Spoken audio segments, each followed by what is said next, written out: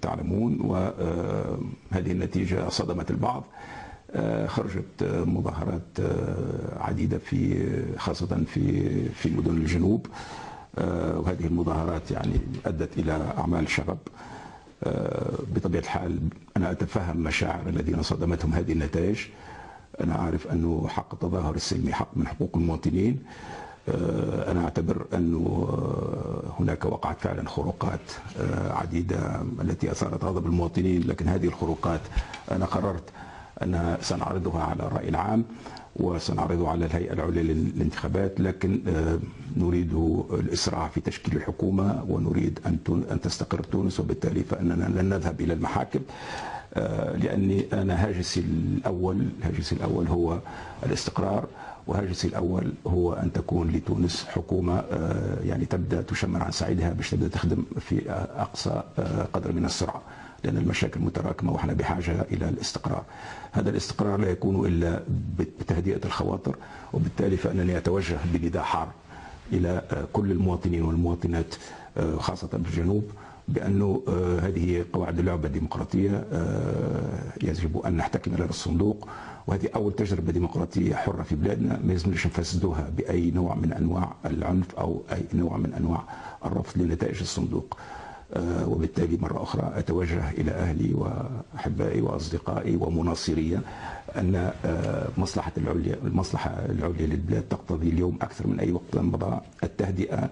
فبارك الله فيكم على الرجوع إلى بيوتكم، وبارك الله فيكم على على ترك أي عمل من شأنه أن يهدد الأمن ويهدد الاستقرار ويهدد الوحدة الوطنية. وهنا أريد أن أؤكد على هذه الوحدة الوطنية التي هي يعني كنز الأساسي في بلادنا، ويجب أن نحافظ عليها، ويجب الترفع عن كل خطاب من شأنه أن يحقر أو أن يهمش أو أن يبخس أي جهة من جهات بلادنا العزيزة. هذا هو يعني الرسالة اللي حبيت أتوجه بها الآن في هذه اللحظة، علما وأنني غدا يعني على الساعة 5 في أريانا سأتوجه إلى الشعب التونسي وإلى كل من ساندوني بخطاب نحدد فيه موقفي بكل دقة من الكثير من القضايا السياسية. لكن الآن في الوقت الحاضر التهدئة ثم التهدئة، وشكرا لكم على تفاهمكم وعلى وطنيتكم وعلى حرصكم على استقرار تونس وعلى مناعتها وعلى أن تواصل طريقها الصعب الشاق نحو الديمقراطية في كنف السلم وفي كنف الوحدة الوطنية. شكرا جزيلا والسلام عليكم. تحية تونس. الشعب التونسي قال كلمته، والهيئة العليا المستقلة للانتخابات أعلنت منذ حين عن النتائج الرسمية للانتخابات التي دار رحابها في يوم الأحد الماضي، وأعلنت أيضا أني أكون يعني أول رئيس للجمهورية الثانية وقع انتخابه بصفة شفافة، ولهذا فإني فخور جدا بما قرره الشعب التونسي، وأفهم أنه وضع على عاتقه أمانة كبرى، والأمانة دائما عبها ثقيل، عرضها سبحانه وتعالى على السماوات والأرض والجبال فأبين أن يحملنها وأشفقن منها وحملها الإنسان إنه كان ظلوما جهولا. صدق الله العظيم.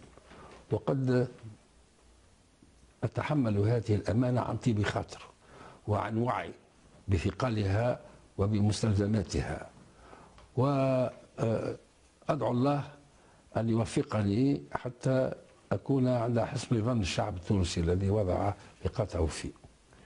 ولا يسعني أولا أن أتوجه بالشكر إلى كل الناخبات والناخبين الذين وضعوا ثقتهم فيه، وأتوجه أيضا بالشكر إلى كل الأحزاب والشخصيات الوطنية التي رشحتني إلى هذه الخطة. وأؤكد أني سأكون إن شاء الله وبتوفيق منه رئيس لكل التونسيات وكل التونسيين. وأريد أيضا أن أتوجه بالشكر إلى السيد الرئيس السابق المنصف المرزوقي الذي هاتفني منذ حين وهداني على ثقة الشعب، وأشكره ثانيا وأقول له أن الشعب التونسي لا يزال يعني في حاجة إليه، وأنا شخصيا إلى نصائحه وإلى التعامل معه يعني تعاملا حضريا كما فعل. وأيضا أريد أن أتوجه إلى شعبنا سواء كان في الجنوب أو في الشمال، وأن كلنا أبناء تونس.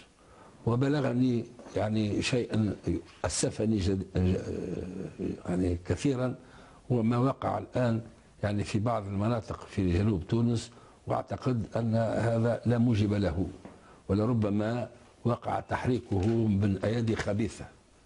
وأريد أن أذكر لكلنا يعني ما قاله تعالى يعني يا أيها الذين آمنوا إن جاءكم فاسق بنبأ فتبينوا أن تصيبوا قوما بجهالة فتصبحوا على ما فعلتم نادمين.